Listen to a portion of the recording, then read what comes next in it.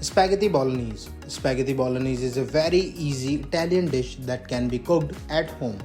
Bolognese is the most popular Italian pasta sauce. It is a rich combination of mushroom, vegetables, spices, and herbs simmered until cooked and served with freshly cooked spaghetti.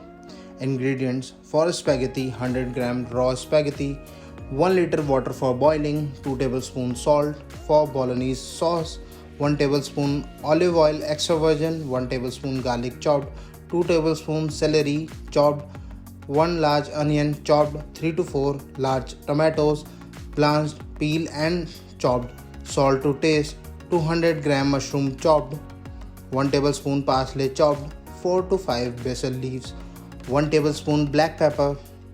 Method: in a pan of boiling water, add salt and then add the spaghetti and cook it for 8 to 9 minutes.